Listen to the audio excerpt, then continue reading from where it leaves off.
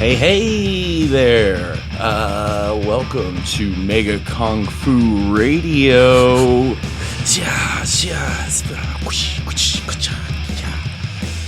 Today's episode on the BANGover Podcast, Superfan Anniversary Edition Birthday Party. We're talking Powerman 5000s tonight. The Stars Revolt. Yes. Their debut, or not debut, breakout. Yes. We're definitely going to get into it. I would say debut to the most mainstream. successful album of their 20-something year career. Yeah. Let's do some math. 26-year-long career. And still going strong today. I like that. I like when a band just holds on and keeps doing what they want to do despite whatever is happening around them. You know what I mean? Like, times have changed. The music scene has changed. We're not all,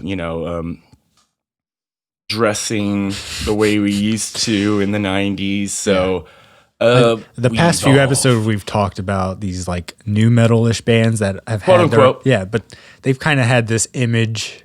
You know what I mean? Like you're saying, it like this fit the aesthetic. You had to stand out in some way, and come on. But even the fans, the fans dressed a certain way because of it's really it's bands like Marilyn Manson that really like set the pace on that one. Where it's like you really got to look away. You got to have some dreads. What were those with the jeans with the like cross straps? Trip pants. I should have wore mine. I have them in the closet, dude. They still fit. Oh my God. They're a snug fit, but they still fit. I was always blown away that they were like $60, $70 for a pair of those. And I was like, I'll never be able to afford them. I was never cool enough. I was lucky enough to get I can't believe a they were band shirt. expensive. Jesus. Yeah, I know. And the quality, let me tell you, not that high. All right. Not as high end as a $80 pair of pants should cost. Like a pair of Levi's lasts a long time. A pair of Trip pants, good luck. Get that shit caught on a side of a corner, some sort of hook. Or like sitting down at school, getting caught on the seat or something. Oh my God. With the holes in the bottom of the seat. Yeah, for sure. But those little like what did they have? The screws or something that would stick out. They had so many different looks and everything. For sure. But yeah, that's we're back in that time frame again. Yeah. This album was released in 1999. We totally missed the 20-year anniversary, so this is now 21. This album can now buy a beer. Is that a good joke? They could buy cigarettes now. Isn't that fucked up? You have to be 21 to buy cigarettes.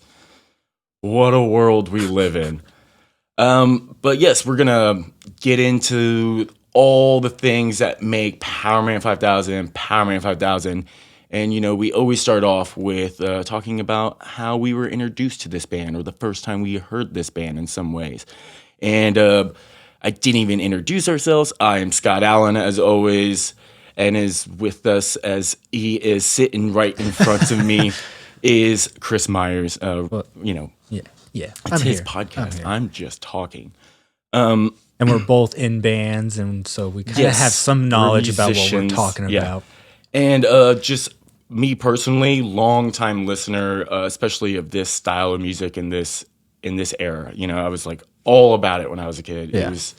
So I think I have a pretty good view of that time frame and the music that was going on in it because it was my life, if you will. So yes, me and Chris are in a band. We love to play. So you can always check us out on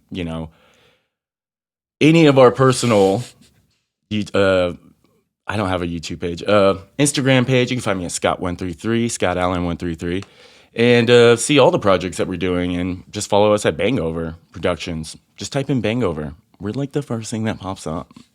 Yeah. So Chris, when was the first time you heard Powerman 5000? Tony Hawk.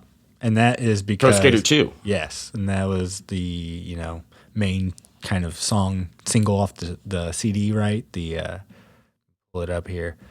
When Worlds Collide. So they used that song, yeah. Okay. Yeah, that was the first single, and that was July 1999. That single came out.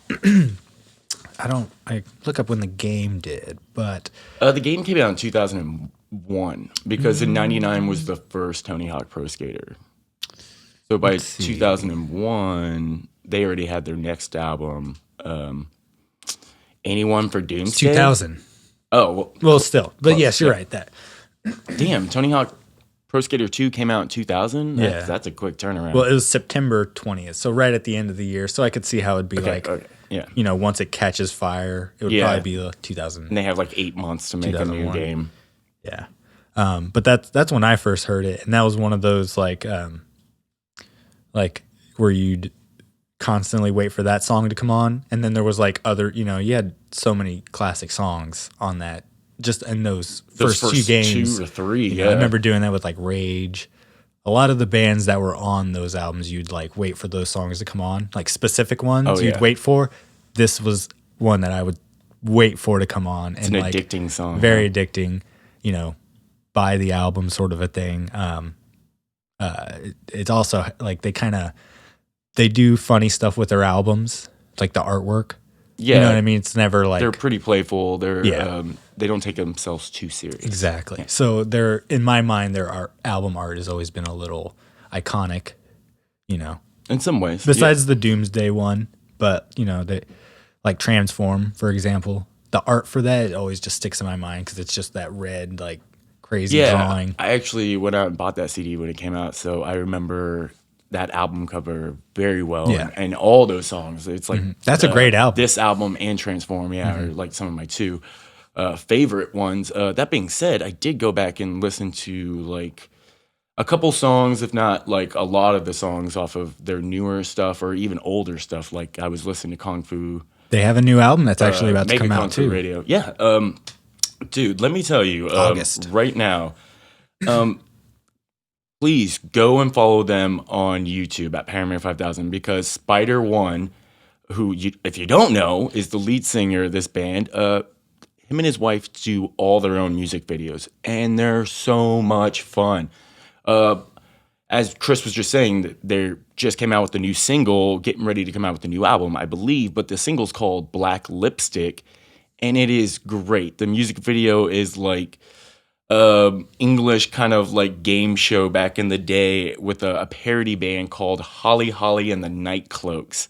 And it's so gothic because when I heard the single on Spotify, I was like, okay, this is different, but kind of more in the same because once the chorus gets going, you kind of hear that funky drum beat, you know? A little They always funk. have that little bit of like, it's playful. Yeah, a little Rick James. Like we were saying, But with the music video, it add all the context. You know, I was like, oh my God, this is actually a really good song because they're playing it off as like a goth rock song. And in the music video, they're playing a goth rock band. So they filmed that whole thing. Another one was Sid Vicious in a Dress. Oh my.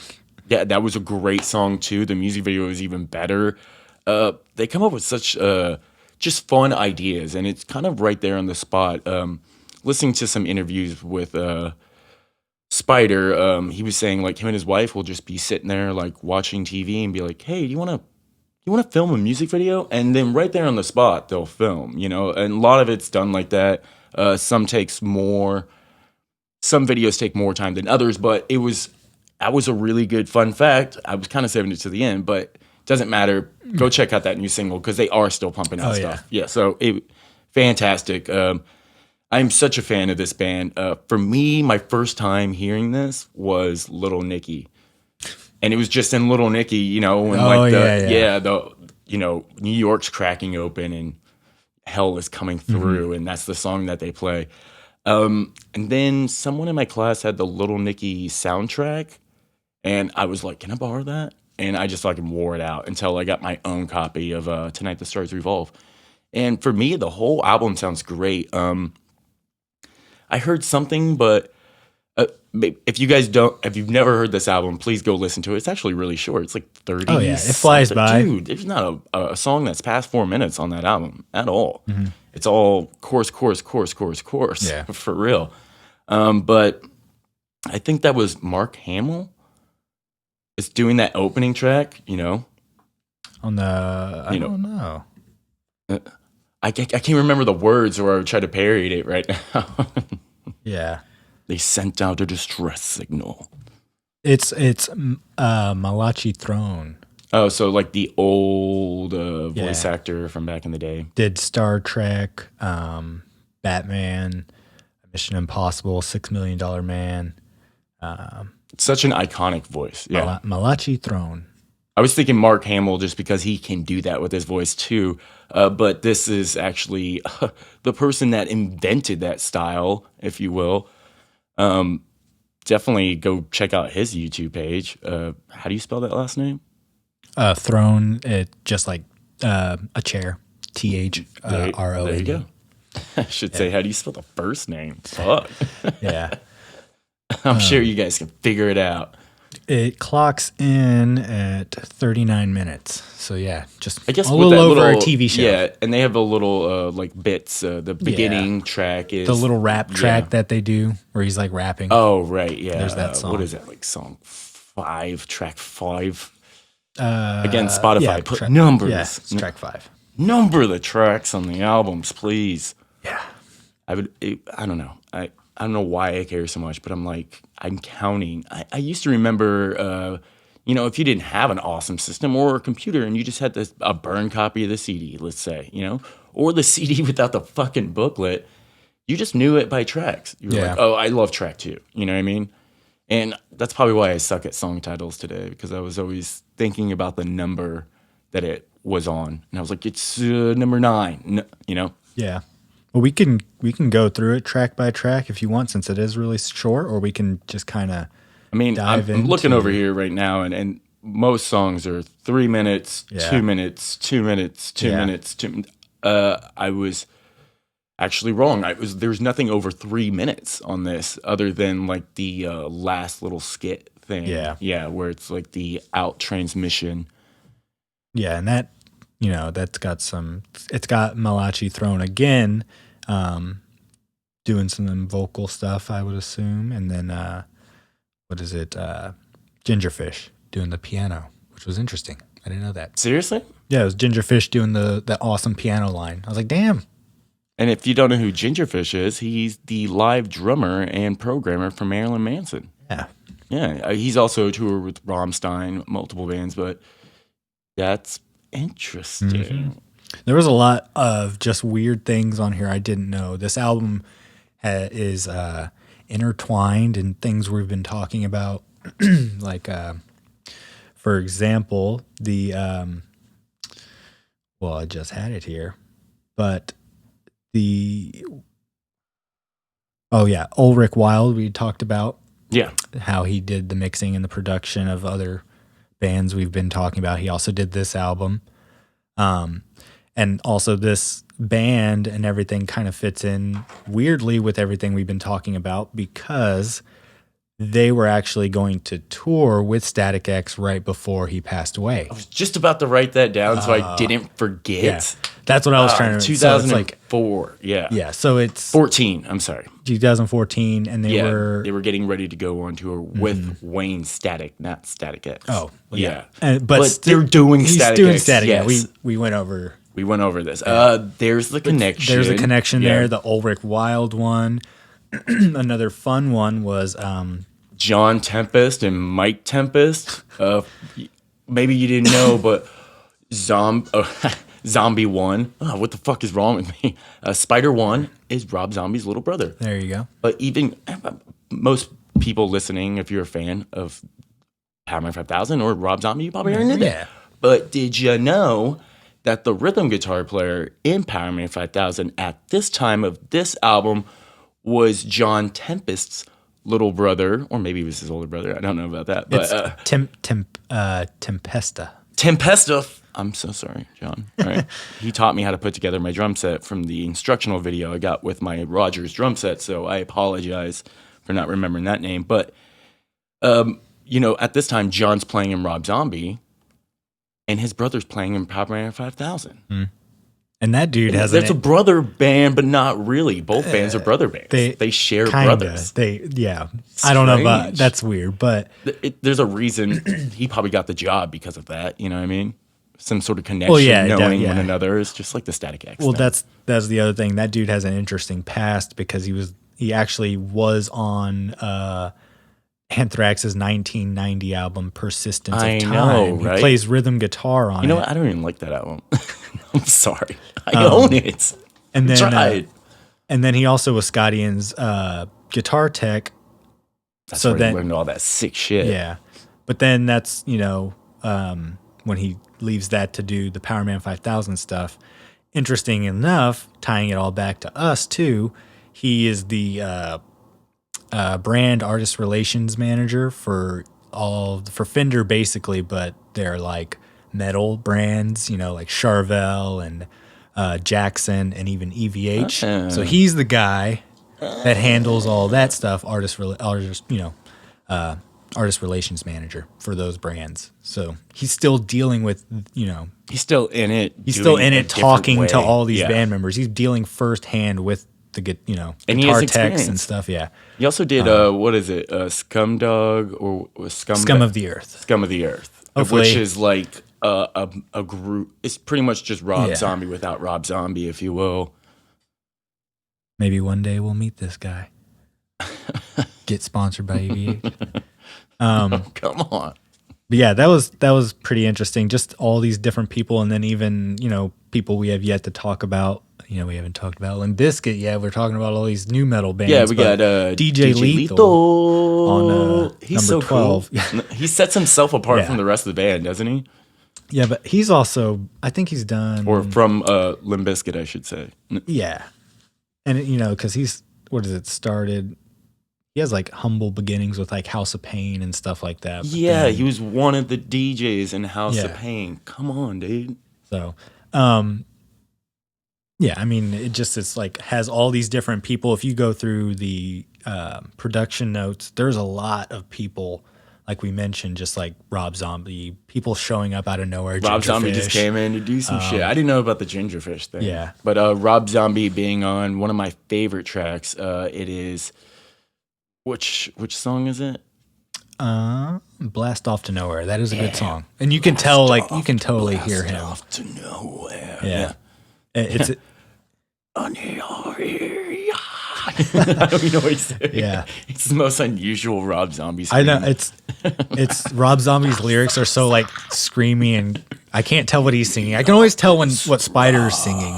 You know what I mean? Yeah, Like he has very good pronunciation with his voice, and that's like another thing I will say about this album. Like even when he's screaming, like Stars Revolt. Yeah. Like even when there's nothing to it, when It's just whispering, and then it's whisper. like, when you really want to falling over, Yeah. and then using his kind of like sexy voice. But then he his goes to the and then- scream. yeah. Tonight. Yeah. Where's Stars Revolt? Yeah. Exactly. He always has like a roar. There's nothing to it. Yeah. And even those, I can hear what he's saying. His vocals are very intelligible. And that song's a good example because he is going from a whisper all the way to a scream, and you can hear exactly what he's saying. His vocal style is his own because he never trained to be a singer. He never practiced to be a singer. He just thought, I see punk rock bands doing this, so therefore, why can't I?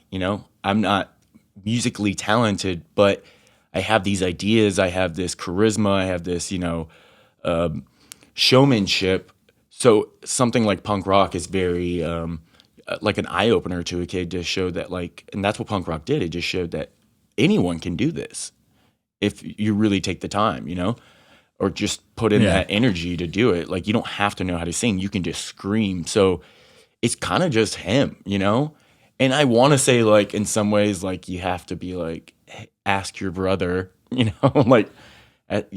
already having Some success. Well, it's like Powerman 5000 started in 1994 in Boston. All right. So at this point, we're already like close to getting to Rob Zombie's first solo album. This is like the end of White Zombie, 2004. And you got to think at some point he was just like, hey, like how does someone approach this? Maybe not. It just seems like his own style. And I always felt, and this is why I'm such a super fan of Powerman 5000, that I was like, I can sing like him. I thought what he thought with the punk rock kids when he was younger. I feel that same way when I listened to him when I was a kid. I was like, I could sound like that, you know? I can kind of make my voice sound like that sometimes. Maybe I'm not doing the best impressions right now. My headphones hearing kind of weird in my ear. But I always thought, I was like, oh my God, this relates to me in so many ways. Plus, I just love how all the songs are just hook after hook. And it's all this wave of up and down, you know? Mm-hmm. It's not very complicated. And like I said, it's so catchy. They're really Each good at song that. is super short, and that caters to it as Exactly, well. yeah. Because you can really pump them out. Exactly. And he was saying in interviews, and I'm going to give a shout out to Pod Minutes to Cast Night about most of the information I'm getting to you right now, because they have their podcast based after their live show, 2 Minutes to Late Night, which you can find on YouTube. Hilarious. But they did, like, they would listen to bad albums, right? And then kind of like mock them. That's what they first started off with their podcast. And in doing Tonight the Stars Revolve, and maybe this might happen to us, Spider got like a Google alert, listened to the episode, and agreed to come on their show to review one of the hosts' college bands, to like kind of trash on that. And he goes on and then explains some of the things about creating this album. So it was a great in-depth interview about this particular album that I got a lot of like the info from, and it was just fun to listen to Spider talk because he's very intellectual, and he's just a great kind of like, he has a great voice when he talks too, so it's very easy. You fall right in with him. I don't know. I have a huge man boner for this guy. Spider One, reach out to me at Scott Allen 133. I can come and play drums for you on any tour. And Chris over here, better guitar player than I am drummer. We'll go. We're ready. We're ready, dude. But it was great. He came on and talked about like. Well, you already got the name, the Scott 133. All the people in the band are like. I already got the name. He's already got the name. I love the code names. Adam 12, M33, AI, Dorian 27. Well, that's kind of, I'm gonna Spider 1, as we know, vocals. Right. Adam 12, guitar. M33, the other guitar, Dorian 27, bass, and is it AI or Al? I don't know. I thought it was AI because AI3. Drums makes sense. Yeah. I was like, the way it's spelled here, I can't tell. Is there real drums in this album? It doesn't sound like that. It doesn't sound like real drums to me. But I know, just save money. Manson did this. 9 Inch Nails did this. There was no real drums in the studio. You record each hit of the drum set, and then you program them in. It saves a fucking hell of amount of time for something that's going to cost hundreds and thousands of dollars to record. You know what I mean? So we're saving money on top of money. Well, speaking of that, there was some programming credits. Mark LaCourte, he did the programming.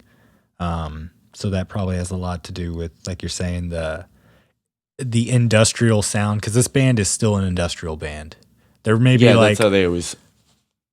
That's how. I mean, they were about to play with. They were about to play with Yeah. Static X. So I mean, they have they do have like a machine type sound to their industrial punk rock. Well, that's what I think of all the industrial bands. They're on the lighter side. They do get really fucking heavy on this album, where there's like some like really deep chugs and like. Yeah, but the drums don't go crazy. That's why I was saying it just feels like, because they're all just kind of like really groovy beats. Mm-hmm. There's not a lot of like fills. There's not a lot of double kick. It's not aggressive in any way. Well, it's kind of very easy. The guitars are the most. It's a lot of drum parts. and synth. There's some songs where it's like the guitars are just like dun dun. You know what I mean? I mean, this whole album is like, and there's just like drums and synth and vocals. A lot of quiet parts to this album, where like even in like.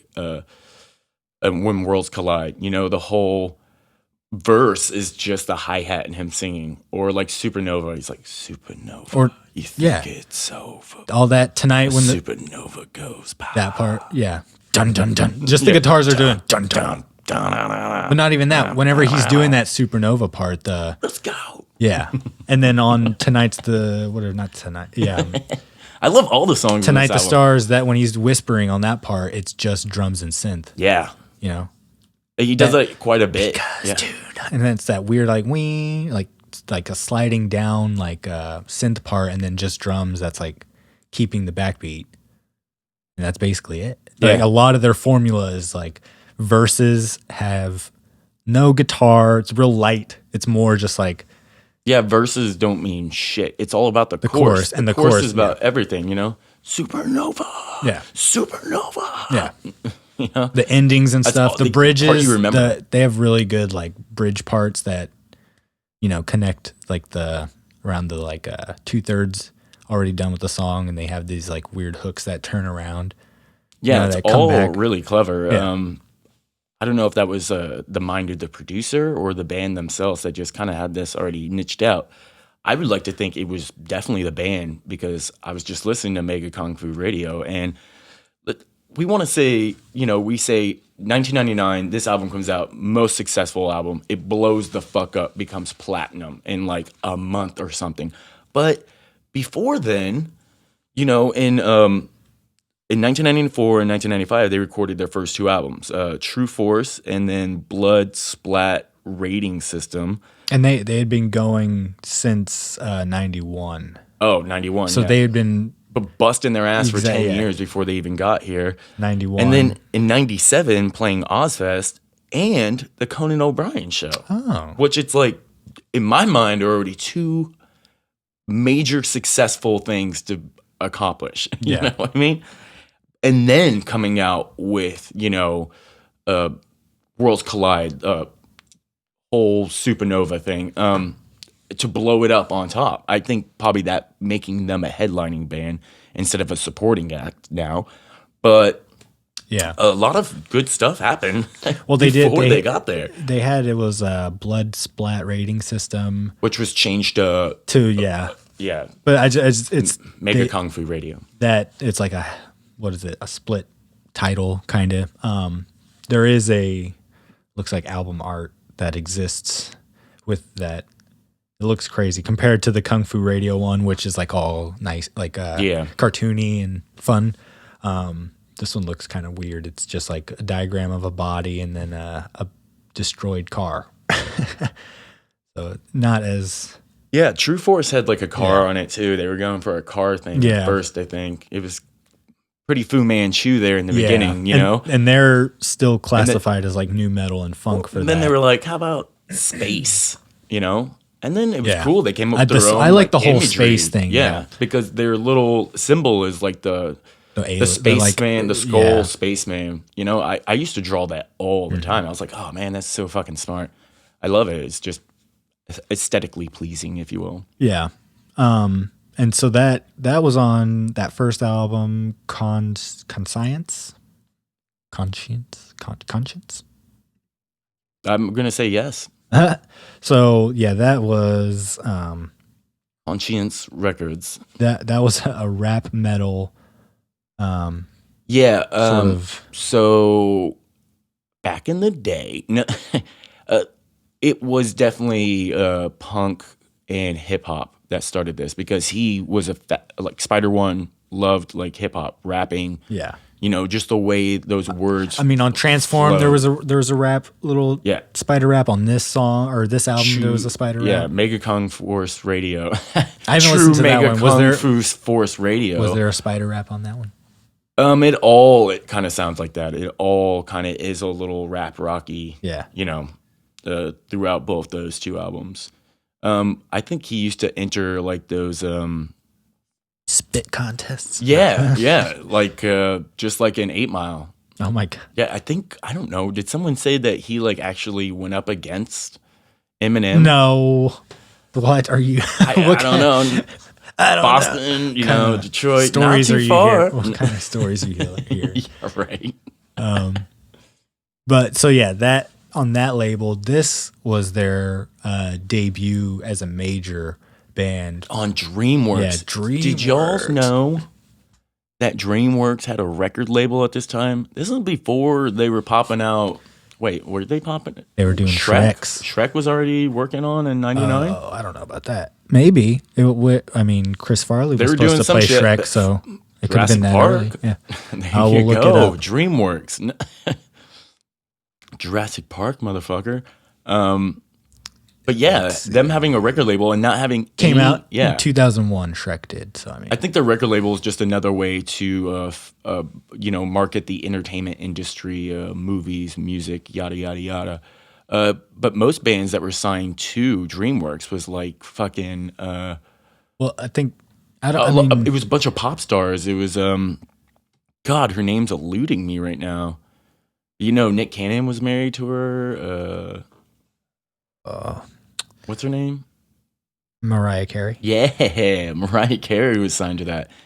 And this was like, we said this before when it came to bands in this era, this time frame, where executives, producers were going around and signing anything in that type of realm, you know, like anything that was close to kind of what was going on. It looked like DreamWorks kind of like took over that scene. They also had like George Michaels. Around, you know, they have a lot of Jimmy Eat World, Alien Ant Farm, AFI. This is all after getting Powerman 5000. All American Rejects. Let me see if there's any other ones around that, kind of along that. Rise Against, Papa Roach. Again, all after, because of the success of Powerman 5000 and this album in particular. But just to that, they kind of scooped all that band and kind of even created or not created, but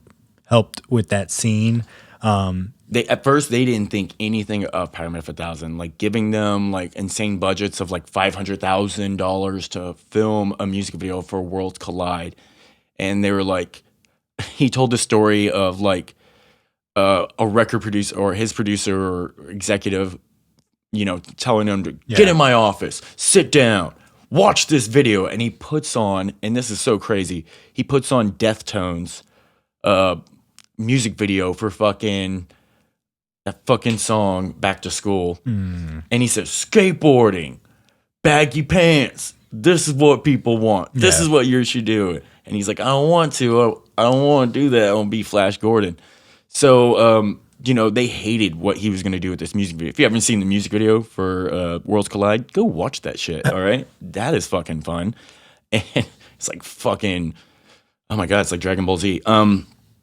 But as soon as the song became a huge success, the record company changed their tone very fucking fast and was like, oh my God, do that again.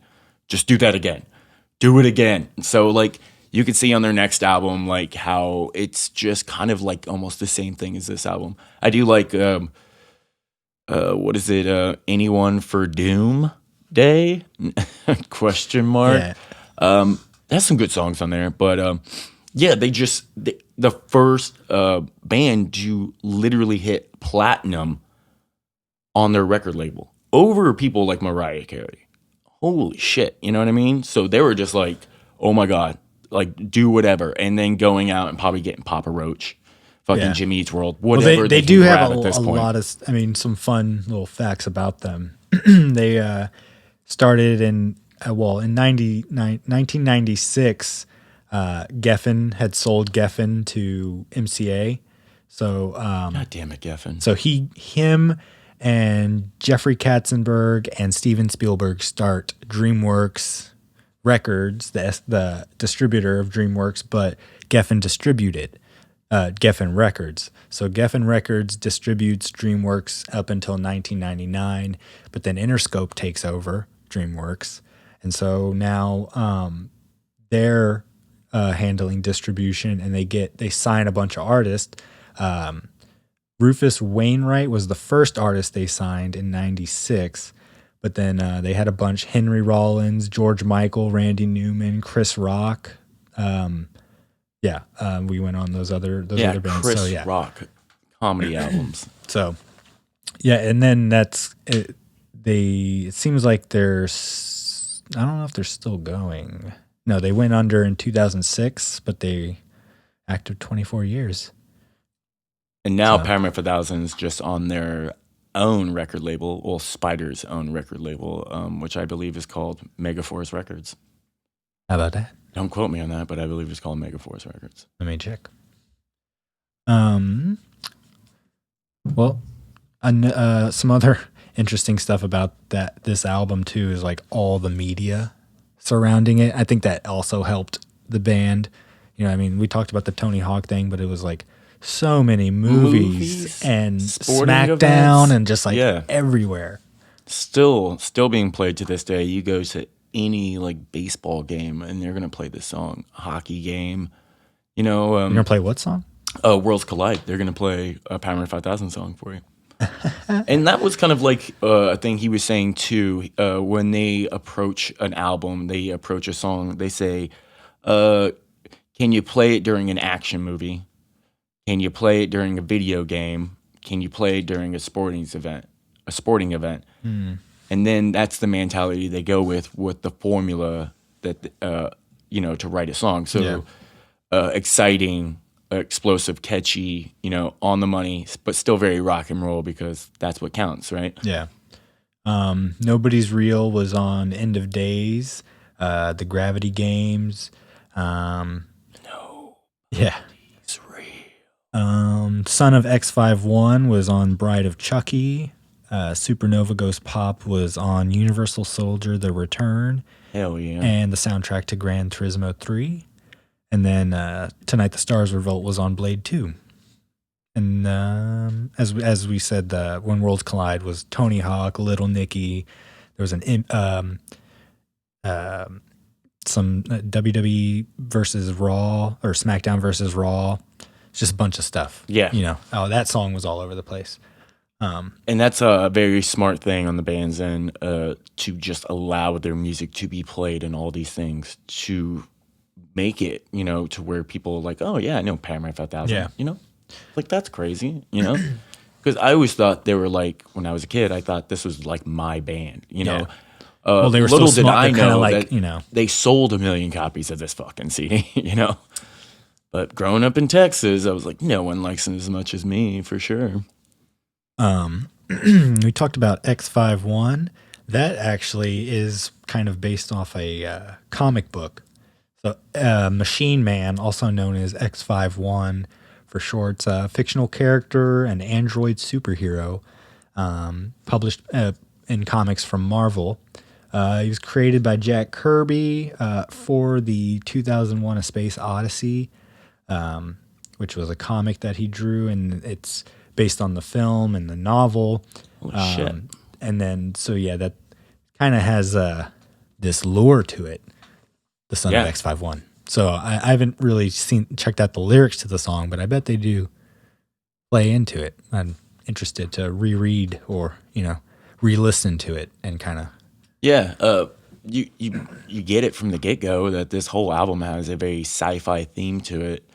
And in my head, I was just like, oh, Rob Zombie does corny horror movies. Powerman 5000 does corny sci-fi movies, But that being said, there's a CD called Astro Creep, so he already did space as well. But getting further away from my point here, that it's kind of something that, fascinated him when he was a kid. Sci-fi movies in general was just like, the unknown, the blackness of space, how desolate that must feel at times, or how exciting it could be being in a rocket ship blasting through with your raccoon buddy, just kicking ass on other planets, saving the world or worlds and shit, saving the universe. Yeah. I fucking love that concept. No, I like that's what I've always liked about the band too, is they've had this image and they've like kind of stuck with it, but like transformed it, for lack of a better word. They've, molded it to fit throughout the years. But it still has this like fun take to it. And still very sci-fi theme based, even all the way up until I'm not sure what this next album's going to hold, but I listened to a 2017 album, and that was very dark electronica mix. That's where we're at in music now, but that makes sense, you know what I mean? But it still had, in every chorus, it still had the Powerman 5000 hook. Yeah. Speaking to those newer ones, they're actually on multiple labels. So the last one, New Wave, was on a label called Pavement. Builders of the Future was on T-Boy Records. 2014 album right there. Yeah, and then the one before that is on Cleopatra. So, I mean, they're kind of at this point jumping labels. Oh, so I see. Yeah. I saw the amount of labels that they had, and then the amount of past members that they had. Yeah. Oh my God. And most of them aren't highlighted blue if you're on Wikipedia, Yeah. yo. I think they're just one of those bands that have just kept going, but they're under the radar still. They're just kind of like, and it's just Spider kind of doing it, and he can go and like sell out. but I would say they still play shows, and I'm halls, sure they still have a lot. I regret not going to these shows because we said we were gonna go. I know every time I think they were supposed to come. Yeah. Yeah. So It I was last planning year on for this album, and they were gonna play it in its entirety Yep. because it was 20 yeah. year. See, I fucking missed that and regret it deeply because that I want to see this album Because played. now he's dead. Huh? Wait, no, he's What? not dead. No. No, I'm he's joking. not dead. Spider-Man. Spider-Man never died. Yeah. But that's to the thing where they still play shows, they're still relevant. You know what I mean? You still see them on a lineup. You're like, fuck yeah, Powerman 5000. And that new You're gonna song have a was good really time. fun Exactly. with the video. It was weirdly, I did not know how to feel about it until I watched the video today with it. And I was like, this is great. And I watched a bunch of other music videos and I was like, man, their music videos nowadays are better than that shit back then. Like any of their like shit from like this album, Supernova, these are great music videos, don't get me wrong. But the ones they're doing nowadays are just, there's no record label or producer telling them yes, no, maybe so. They're just doing it. He's just doing it. Yeah, it seems like he still has a big say over everything.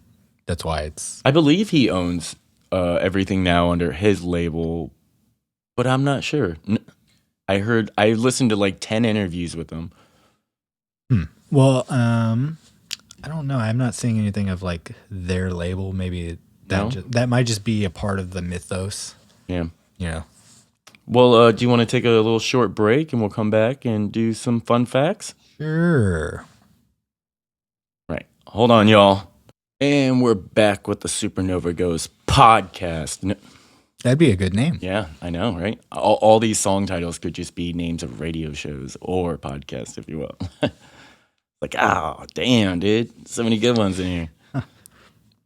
So, getting to the end of it with our new layout. We're not playing music anymore.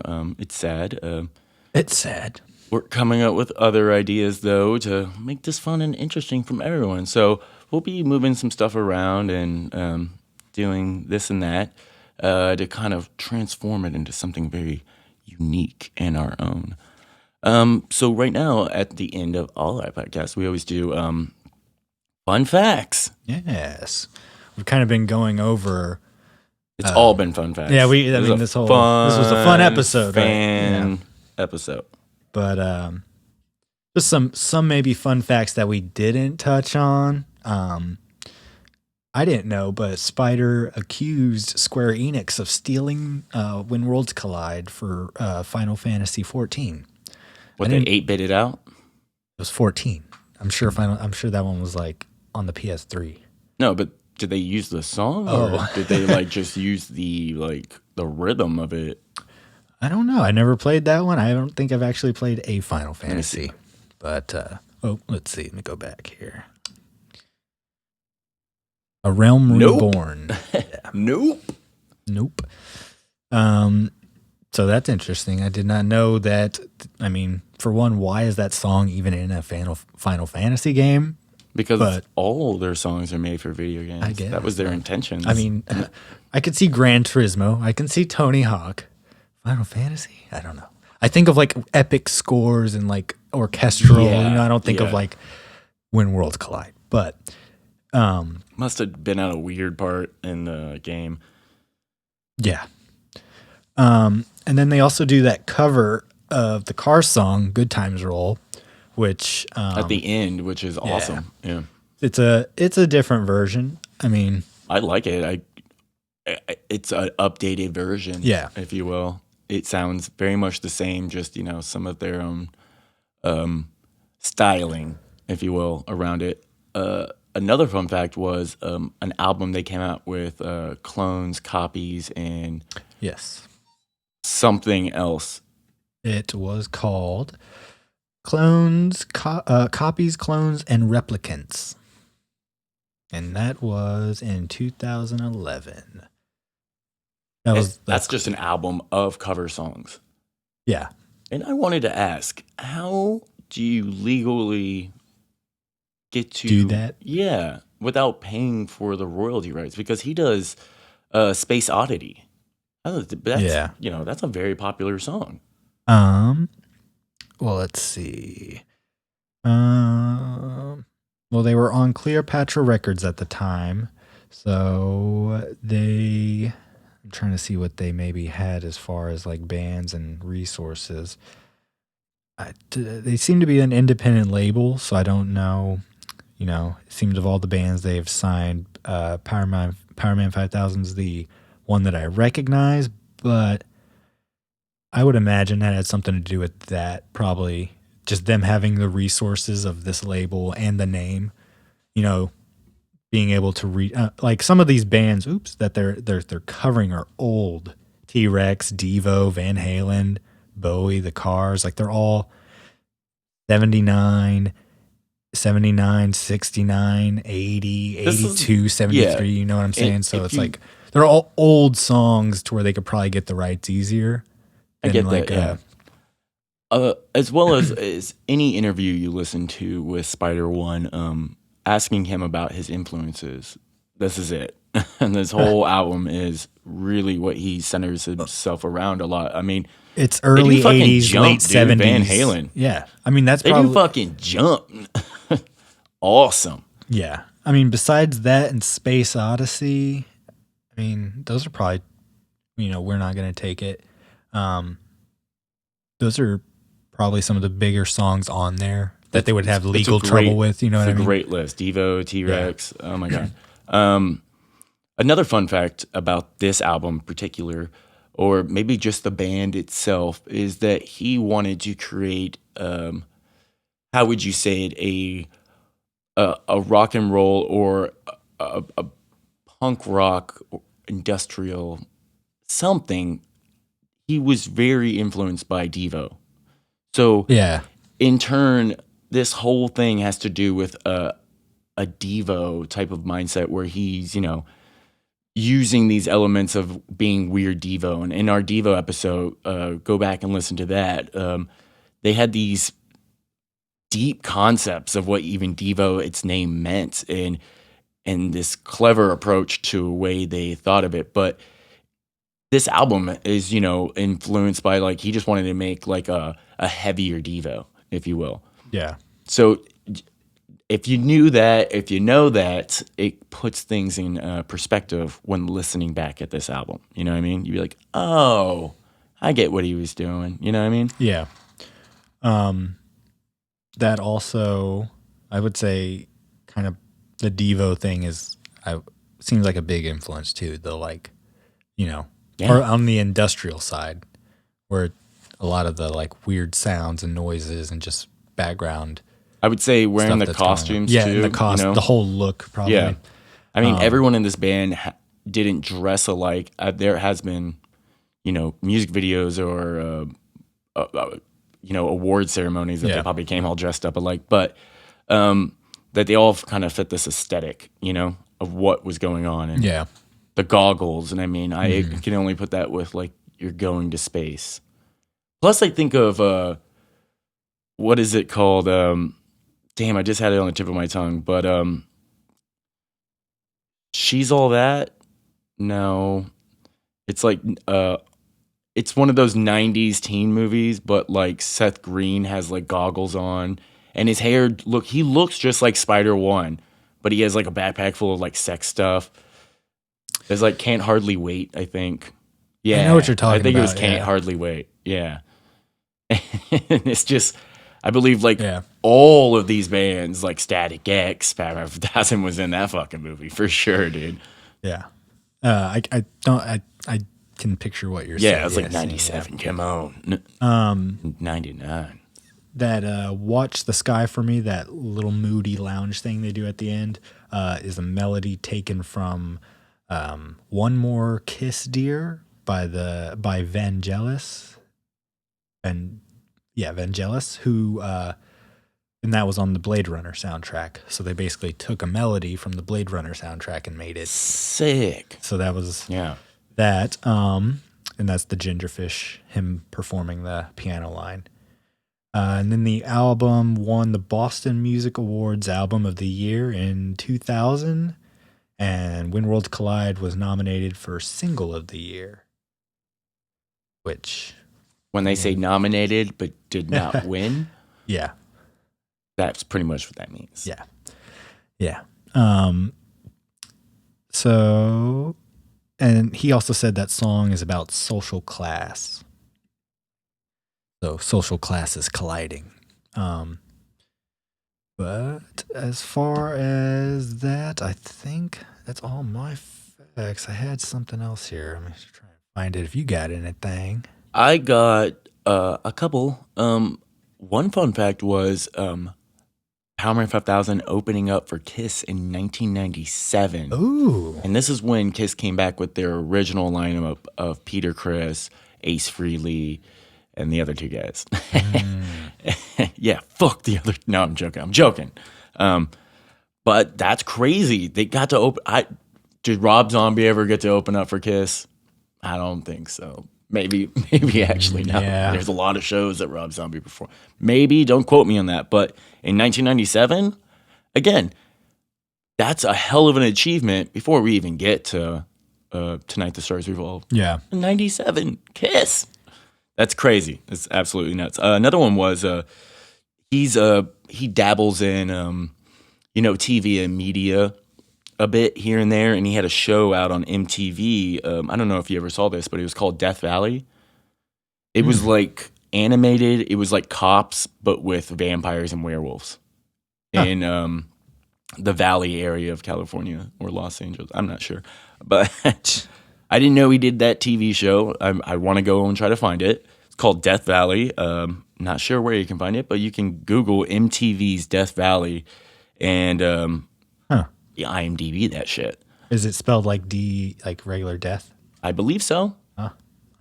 In the Wikipedia, that's how they spelt it. Nice.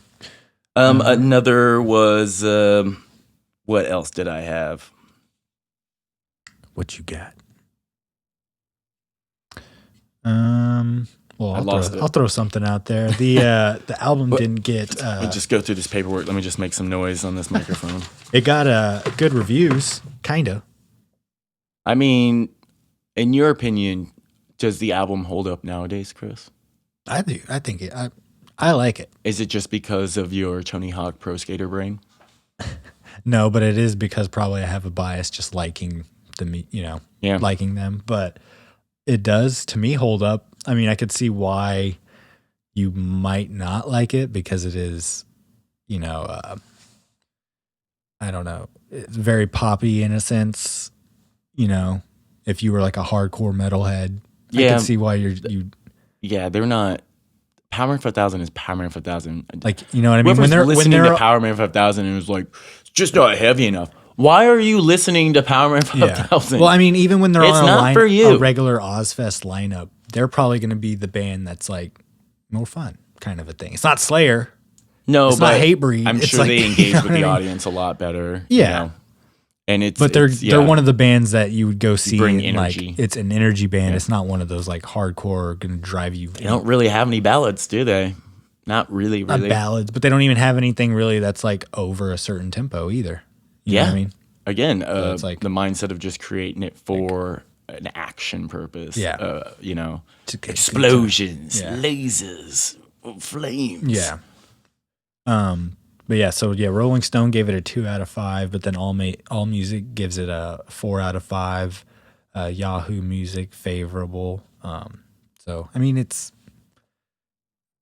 I don't know. It's not making Rolling Stone's list, but from in my beginning opinion, to end, it rolls, dude. Yeah, and it fucking lines up. Yeah, every song is perfectly placed.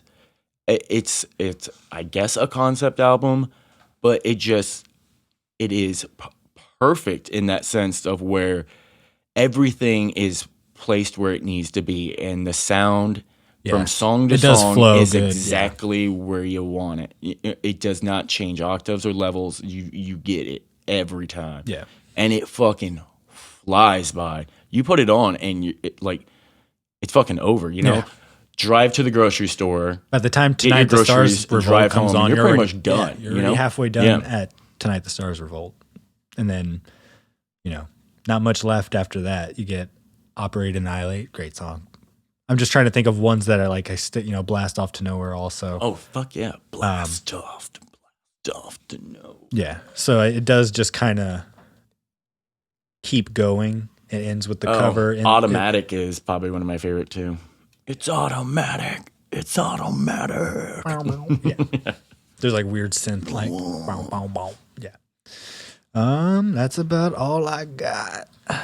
One of the things I was forgetting was he did like a fucking show on FearNet. You remember FearNet? Early versions of like having Shudder or something like that, where FearNet would like cover horror movies and stuff like that. I guess it was like a web magazine. Oh. And they paid him $75,000 a year to go to Comic-Con.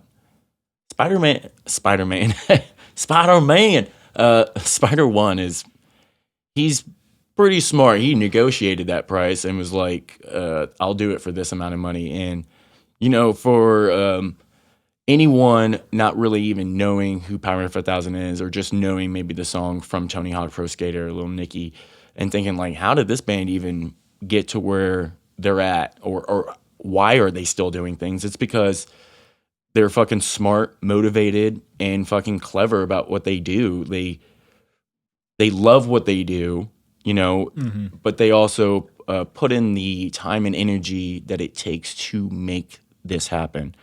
And anyone that's just kind of doing it like, I'll get around to making sure I make that email or tomorrow or post that thing, some other time, not really too worried about it, is, not going to get to where like you think it's going to bring you.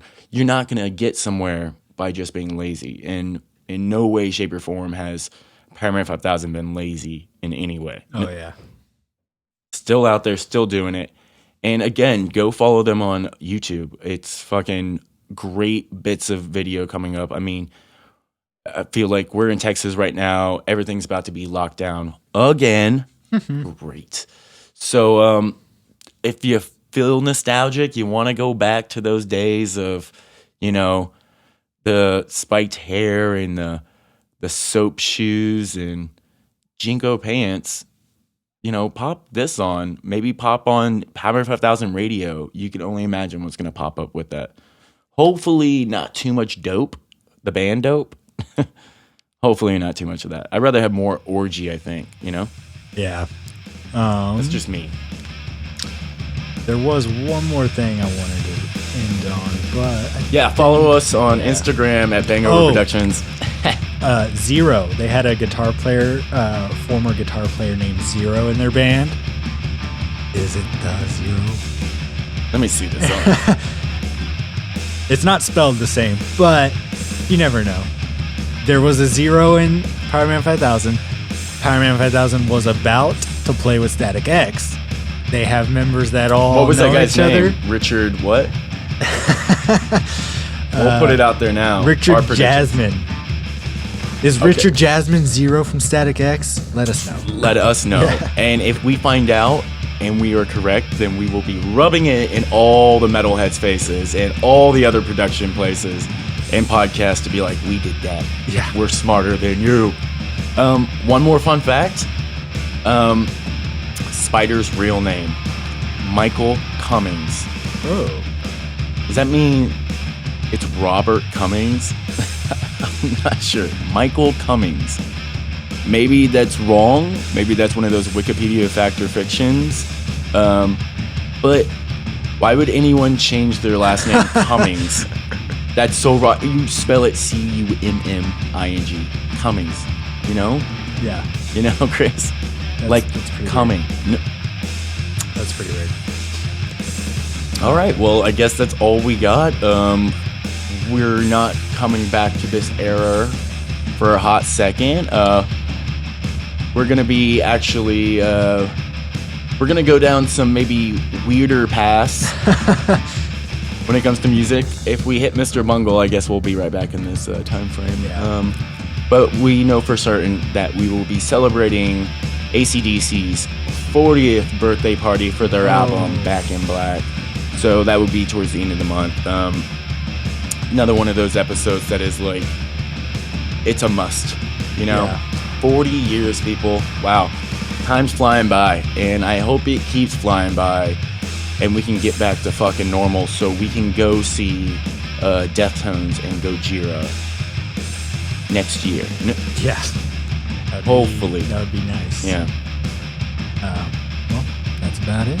Again, thank y'all for listening, and check out our YouTube page at BANGover Productions. Just type in BANGover on YouTube. Everyone has it. Come on.